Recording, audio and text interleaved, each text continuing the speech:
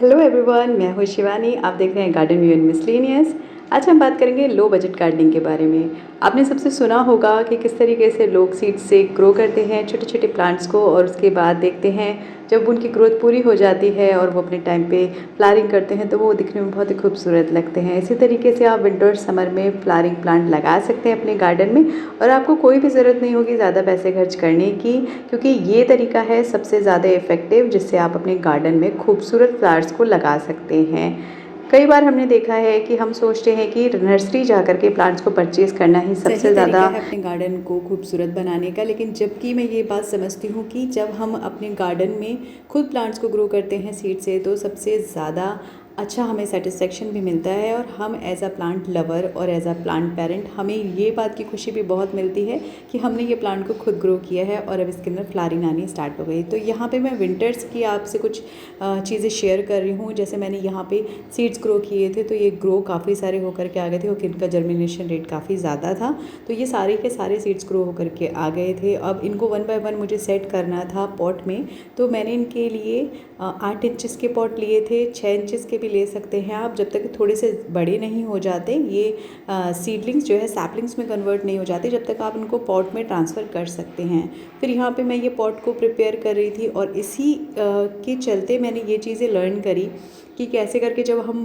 बहुत सारे एक साथ जर्मिनेट हो जाते हैं प्लांट्स, तो हमें किस तरीके से उनको सेपरेट करना है और कैसे करके उनको वन बाय वन लगाना है। तो यहाँ पे लर्निंग भी होती है हमारी, और हमें ये भी पता चलता है कि हमें कौन सा प्लांट अपने गार्डन में लगाना चाहिए और किस तरीके का प्लांट जो सैपलिंग होते हैं वो किस तरीके की हमें अपने गार्डन में ऐड करनी चाहिए। तो यहाँ पे बहुत सारे फ्लावरिंग प्लांट मैंने ऐड किए थे विंटर्स में, जिसमें कि इस बार बहुत सारे नए भी थे। जैसे कि मैंने फ्लॉक्स कभी नहीं लगाया था, तो मैंने इस बार फ्लॉक्स को भी अपने गार्डन में ऐड किया था। तो ये था मेरी गार्डन की जर्नी जो मैंने विंटर में स्टार्ट की थी, और यहाँ पे बहुत सारी ब्लूमिंग अभी मेरे गार्डन में एट प्रेजेंट फरवरी के टाइम में हो रही है। तो ऐसे ही आप भी अपने गार्डन को खूबसूरत बना सकते हैं लो बजट में, क्योंकि यहाँ पे जब लोकल मार्केट से आप सीड्स परचेज़ करेंगे तो 20 या 15 रुपीज़ में आपको वो सीड्स मिल जाएंगे, और आप ईज़िली उन्हें घर ला करके सॉइल परचेज़ कर लीजिए या कहीं से भी आप सॉइल का अरेंजमेंट कर लीजिए। उसके बाद इन्हें सिंपल सॉइल में भी आप ईज़िली ग्रो कर सकते हैं।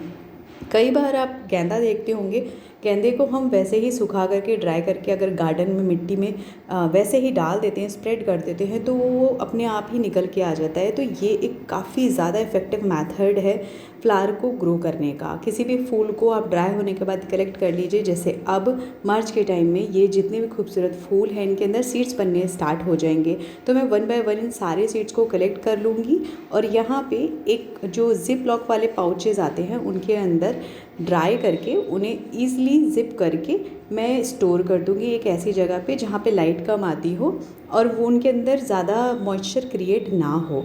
तो ये देख सकते हैं आप, काफ़ी सारे खूबसूरत फूल हैं जो अब गार्डन में ब्लूम कर रहे हैं, और यही पीक टाइम होता है ब्लूमिंग का, और इसके बाद सीड्स बनने स्टार्ट हो जाते हैं। तो अगर आप चाहते हैं सीड्स आपको चाहिए तो आप इनके अंदर ऐसे ही ड्राई फूलों को रहने दीजिए, और सीड्स बाद में आप कलेक्ट करिएगा जब वो प्लांट में ड्राई हो जाएँ अच्छे से।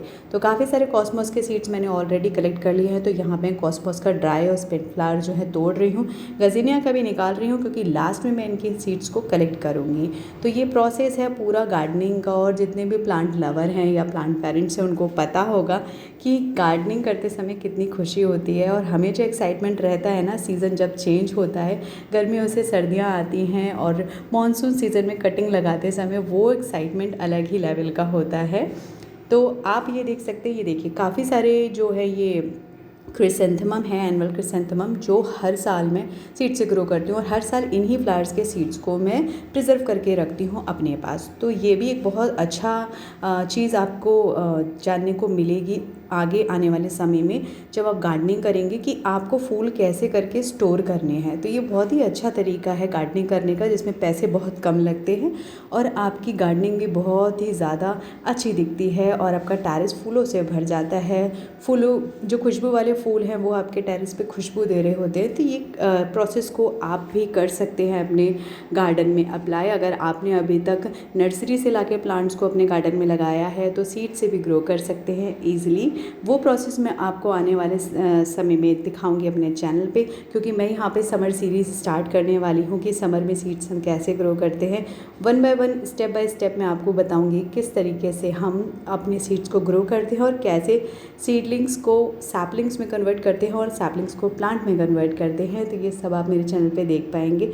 वीडियो अच्छा लगा हो तो लाइक शेयर सब्सक्राइब ज़रूर करिएगा। And really thanks for watching my videos.